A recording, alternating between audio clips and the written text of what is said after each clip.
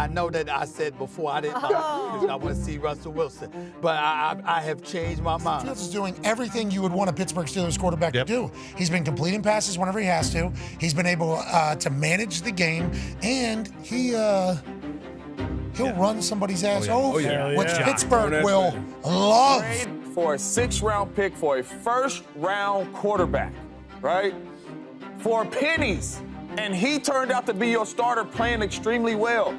He's 26 years old. You got everything you wanted in this situation. Now, if he continues to play like this and they win, it ain't no 1-year deal. What is it? You lock Justin Fields up, 3-year deal. I don't know the money. I don't do the money. You lock him up. This is everything you wanted. You traded for a dude that the Chicago Bears did not want. And you said, you know what, give him to us. We feel like we can get the best out of him. And they are. They're 3-0. And he's extremely young, a 1st-round quarterback for 6th-round pick. Hey, demand the money if he continues to play like that. Justin Fields is undefeated as a starting quarterback in 2024. And if you would have told me that, you would have predicted that before the beginning of this season, then, well, you're a damn liar. Because coming into this season, there was a concerning question at the quarterback position for the Steelers. They didn't know whether it was going to be Fields or Wilson, and just days before the first game after Russell Wilson was announced the starter, he injured himself, thrusting Justin Fields into the spotlight and being named the Week 1 starter. And looking how it does at this moment right now, I think it might be safe to say that if Justin Fields keeps playing like he has the past 3 weeks, and especially if he plays more like he did on Sunday against the Chargers, then Russell Wilson permanently just lost his job as the starter and may not even see the field again this year as a starting quarterback. And now look, before we continue into this video, shout out to BetUS for sponsoring it, but also because I am a Justin Fields hater. I'll come out and say it. Before the season and even up to this point, I have thought Justin Fields is not a good quarterback, but clearly the dude has just made me and thousands of others eat their words for saying that he is not a good quarterback. And who knows, maybe after me apologizing and jumping on the bandwagon of Justin Fields possibly being a good quarterback, because I'm not completely sold yet, he will start playing bad. But at this point right now, the dude looked like the best quarterback from Sunday. Like, the way he's been playing so far this year is just showing how much maybe it wasn't him that was the problem in Chicago, but Chicago just themselves being the major problem. I mean, the Pittsburgh Steelers have begun the 2024 season with an impressive 3-0 record, which marks their best start since 2020, demonstrating a significant improvement from previous years. As we all know, their latest victory came against the Los Angeles Chargers, solidifying their position at the top of the AFC North division. Like, to be in first place in the AFC North is a hard thing to do, considering you have talent like the Lamar Jackson-led Ravens, the Joe Burrow-led Bengals, and even the Browns in that defense that is so tough to play against. But look, there is one man to give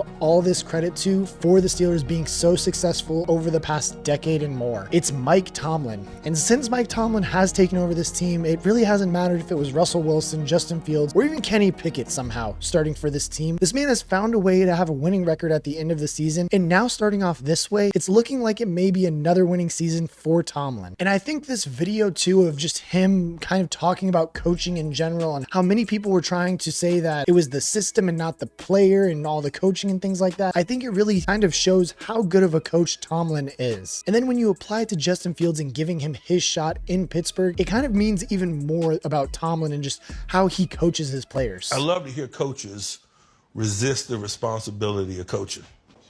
What'd you say, Coach? Because they're easy to beat. What'd you just say, Coach?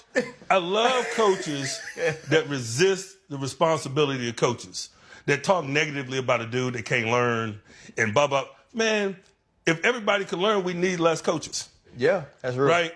If the group didn't need management, then we wouldn't make as much. Yep. I love reading draft evals and somebody's talking about anything other than pedigree. Talking about how poor somebody's hand usage is. Well, that's coaching. Right. I don't run away from coaching. I run to coaching. Love it. It all is in line with that not seeking comfort. Because when you're a coach that's talking about somebody can't learn, you're seeking comfort because your teaching is struggling. Yep.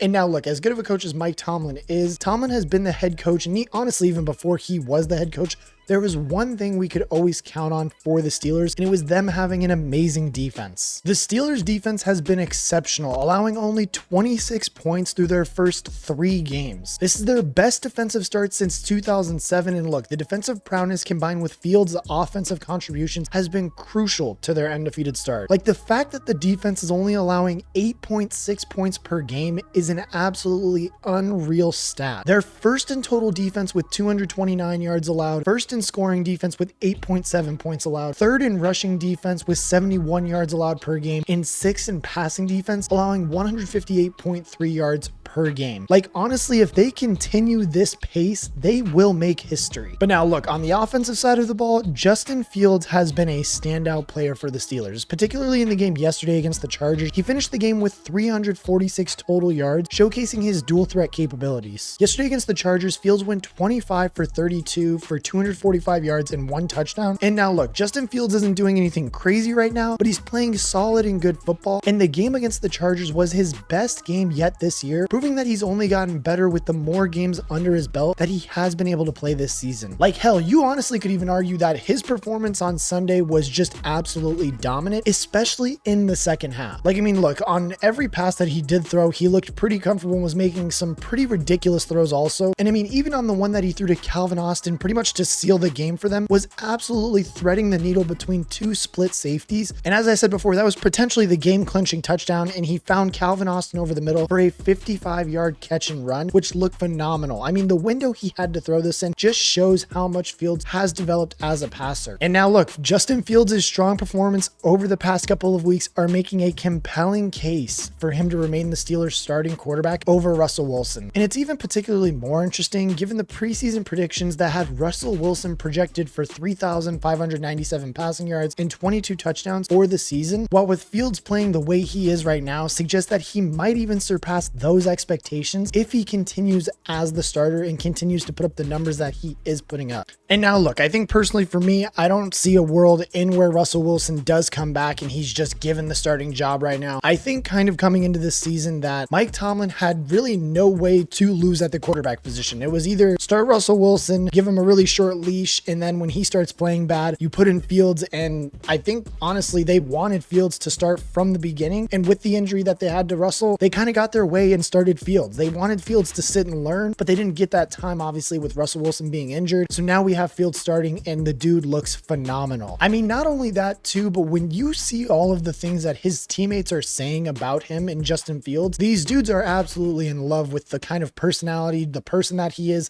and everything that Justin Fields brings to the table. I think the biggest thing that I've seen from the offense today was just, when adversity hit, we didn't panic, we continued to grow. I think, when Justin had that turnover, there was no sulk and anything like that. We scored a field goal and a touchdown after that. So I think that's the biggest thing is when stuff like that happens, we got to continue to, reset and then go out there and execute. And I think we were able to do that today. Are you looking for a new book this football season? BetUS is the answer. They have the fastest and easiest payouts in the industry, along with 24/7 personalized service, 365 days a year. Not only that, but they have live wagering on all major games, so if you see something mid-game and want to make a wager on it, you can. And the best part is you get 10% back on your net losses twice a year. And now look, you guys knew I had to come through with you guys for a promo code, so make sure that you guys are using code YouTube150 for a nice 150% deposit bonus on up to $2,000. That's right, we were doing 125%, but we said screw that, we're giving you guys 150% instead. Again, that is promo code YouTube150 for a 150% deposit bonus on up to $2,000. Again, thank you to BetUS for sponsoring today's video, but for now, let's hop back into it. Not only that too, but in the Chargers game, Arthur Smith's play calling has been helping Fields just feel so much more comfortable and is calling a finally good game for a team that desperately needed a good offensive coordinator. I mean, honestly, the Steelers have relied on a run-heavy attack full of short sideline passes through the first 2 weeks. But in part because the Steelers struggled to run the ball early, they put the ball in Fields' hands more than any previous game than we've seen. I mean, in the first 2 weeks, Fields completed 30 passes for 273 yards, and then went on in week 3 against the Chargers to complete 25 of 32 passes for 245 yards and a touchdown. touchdown, also adding a rushing touchdown and 1 interception. But I mean, the dude was absolutely looking phenomenal in Pittsburgh in their home opener. And as we circle back to kind of Mike Tomlin, what he said at the beginning of the video with coaching and just how some coaches don't take credibility or accountability is what I should say for developing the players the right way. If you look at what's happening in Chicago right now, everybody is trying to say that Caleb Williams is a bust and kind of going through what Justin Fields went through in his first 2 years. And now we look at Justin Fields in Pittsburgh and the dude is absolutely tearing it up. So honestly, maybe it's not Justin Fields' fault as more so the coaching that's going on in Chicago and the team building there. I mean, Chicago has no offensive line there, while the Pittsburgh Steelers have a good offensive line and are protecting Justin Fields and allowing him to do what he is good at. Not only that too, when we compare both play calling schemes, I mean, Justin Fields is having great games called for him, using his legs, moving him out of the pocket, allowing him to complete quick and accurate throws, while the Chicago Bears, I don't know what they're calling for Caleb Williams, using a speed option at the 1 yard line and their entire offensive line is on the ground. Like, that's a completely different video that we'll do this week, but it's just crazy to see the type of play calling that each of these teams are having and how it is affecting both of their quarterbacks. Also, before their 3-0 record, the Steelers have only scored 31 points through those first 2 games, which was the lowest scoring output in a 2-0 start since 1936. And yes, this suggests while the team is winning, there is still plenty of room for offensive improvement, but gives even more credit to how well the defense is playing. Like, I mean, look, first up and foremost, we have to talk about TJ Watt. The dude is being compared to Lawrence Taylor by Tony Romo. I mean, the dude is just a complete superstar pass rusher for the Steelers. And if he keeps playing this way this year, besides Aiden Hutchinson, I don't know why TJ Watt wouldn't win the Defensive Player of the Year again. He's already been projected to match his previous year totals of 19 sacks. And they play the Browns, who just gave up like 8 sacks yesterday.